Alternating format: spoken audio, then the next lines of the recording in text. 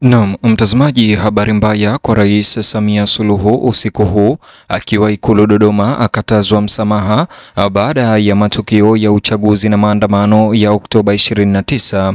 Uongozi wa Baraza la Maaskofu Tanzania kupitia Katibu Mkuu Padre Charles Kitima sasa umetuma pigo kubwa na habari mbaya kwa Samia Suluhu kuhusu msamaha wake baada ya matukio ya uchaguzi. Bonyeza alama like kisha bonyeza neno subscribe na alama kengele chini ya video hii kabla nikutaarifu ripoti hizi kwa kina na kwa undani zaidi. Kufuatia kuongezeka kwa mvutano wa umma na kuongezeka kwa wito wa uwazi katika nyanja za kisiasa za Tanzania, ujumbe mzito na usio na maelewano umeibuka kutoka kwa uongozi wa Baraza la Maaskofu Tanzania. Hii inajiri siku chache tu baada ya Samia Suluhu kusisitiza mazungumzo na maridhiano ya kuweza kusameheana na kuleta utulivu na amani nchini baada ya maandamano makali ya baada ya uchaguzi.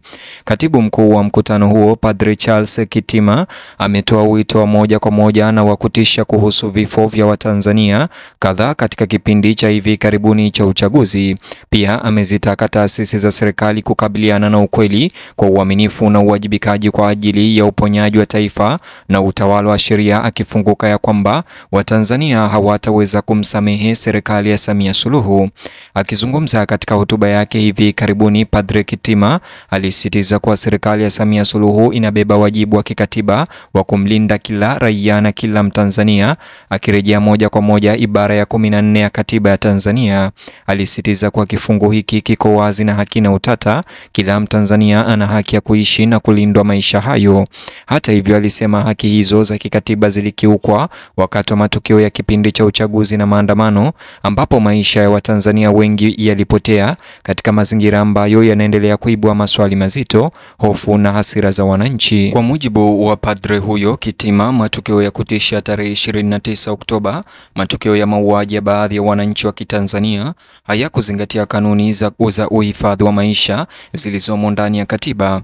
Alionya kuwa kutokuwa tayari kukiri ukweli juu ya kile kilichotokea au ni nani aliyehusika sio tu ni makosa ya kimaadili, lakini pia kihistoria haiwezi kusamehewa kabisa. Hii ikimaanisha kwamba Watanzania, kulingana na padre huyo, hawataweza kuisamehe serikali.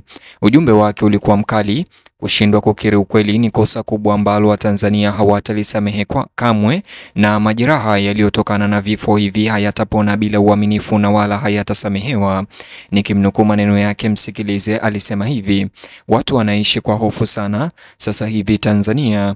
Kutokukiri ukweli kwamba watu wameuawa na nani ni kosa kubwa sana, na Watanzania hawatasamehe hilo, aliweza kusema padre huyo, akionyesha hali ya hofu ambayo imekuwa ikijengeka nchi nzima. Maneno yake padri huyu yaliendana na hisia za wananchi wengi wanaoamini kuwa ukweli kuhusu ukatili huo Tanzania umefichwa kwao, na hivyo kuacha jamii katika machungu, taifa katika mashaka na maswali. Padre Kitima alitoa onyo kali kwa wale wanaojaribu kupotosha umma, kuficha au kudanganya ukweli. Alilaani kile alichotaja kuwa ni juhudi za watu fulani kunyamazisha sauti zinazozungumza au kupotosha umma kuhusu matukio halisi yaliyotokea. Nikimnukuu, alisema hivi: mtawanyamazisha, mtawatishia, lakini wataongea. Watanzania hawatasamehe. Lazima ukiri makosa, alionya padri huyo, akisisitiza kuwa taifa haliwezi kufanya kazi kwa vitisho na taarifa potofu. Aliendelea kuchora uwiano kati ya wajibu wa kiraia na uwajibikaji wa kiroho ndani ya imani ya Kikristo, akibainisha kwamba mafundisho ya Agano la Kale na Jipya yanasisitiza kukiri na kusema ukweli kama njia pekee ya msamaha. Nikimnukuu, alisema, sisi wa Kristo tunaofuata dini ya Kikristo ambalo linatumia Biblia takatifu, Agano la Kale na Agano Jipya, Mungu hamsamehi mtu bila kukiri. Hata hivyo, matamshi yake alitoa picha mbaya ya nchi inayokabiliana na hofu, kutokuwa na uhakika na kutoaminiana kisiasa. Kulingana na Padre Kitima, nikimnukuu, alisema kukiri ni kukabiliana na ukweli kwamba watu waliuawa kwa makusudi. Tamko hili la padre ambalo linasisitiza imani yake kwamba mauaji hayo yalikuwa ya kukusudia na kwamba uwajibikaji lazima ufuatwe na wale waliohusika wakamatwe.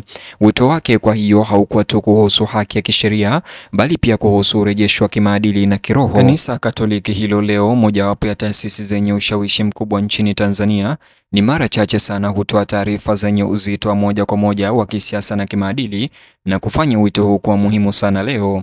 Maoni ya Padre Kitima yaliakisi uzito wa hali ya kitaifa na kuangazia jinsi majeraha ya matukio ya hivi majuzi Oktoba yameikumba jamii nzima Tanzania. Haukuwa tu ujumbe kwa viongozi wa serikali bali pia wito kwa dhamiri kwa taifa zima. Wito huu wa uwazi umekuja wakati ambapo Watanzania wengi wameonyesha hofu ya kuzungumza kwa uwazi mambo ya kisiasa, wakitaja wasiwasi wao kuhusu usalama na kulipiza kisasi. Mashirika ya kiraia, viongozi wa kidini na watetezi wa haki za binadamu wamezidi kuibua hofu kuhusu kupungua kwa nafasi ya kiraia na kuongezeka kwa wasiwasi miongoni mwa raia wa kawaida, hasa wale walioshuhudia au kuathiriwa na ghasia. Kauli ya Padre Kitima kutoka baraza hilo la maaskofu Tanzania ilizidisha mjadala wa kitaifa unaoendelea mitandaoni kuhusu uwajibikaji kwa ghasia zinazohusiana na uchaguzi. Wakosoaji wengi mtandaoni wanasema kwamba ukimya wa serikali pia umezidisha kutoaminiana kwa umma na kuacha familia za wahasiriwa zikitamani majibu na uwazi.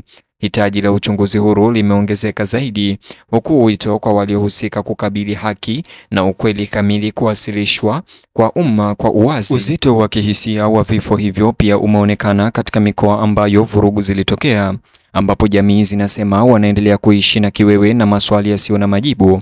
Familia zilizopoteza wapendwa wao zinasisitiza kwamba haki imecheleweshwa kwa muda mrefu sana na kwamba kukosekana kwa ukweli kumezua hisia ya kuachwa na kutokuwa na msaada.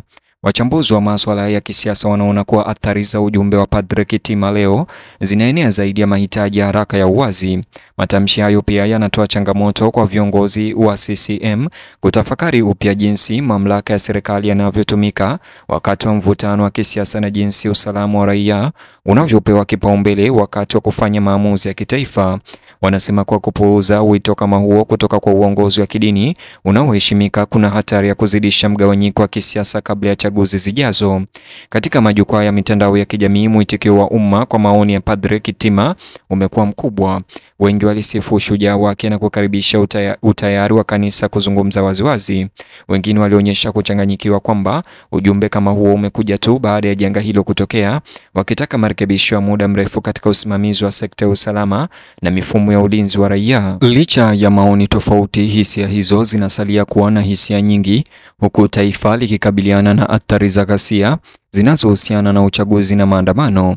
Watanzania wanaendelea kusukuma haki, uwazi na uponyaji, wengine wakipanga maandamano mapya, wakiamini kwamba ni kwa kweli tu nchi inaweza kusonga mbele bila kinyongo wala migawanyiko. Kwa hivyo maneno ya Padre Kitima leo katika baraza la maaskofu Tanzania yamezua gumzo muhimu la kitaifa, wakati ambapo ukimya umekuwa mzito kwenye fikra za umma. Kwa sasa serikali iko chini ya shinikizo kujibu kwa udhabiti, huku wengi wakitazama kuona ikiwa mamlaka itakubali madai ya ukweli au kukaa kimya katika uso wa uchunguzi unaokuwa. Ujumbe wa Padre Kitima leo unasimama kama ukumbusho kwamba roho ya taifa inategemea sio kukandamizwa, lakini ujasiri wa kusema ukweli, kukiri makosa na kulinda utu na maisha ya kila raia.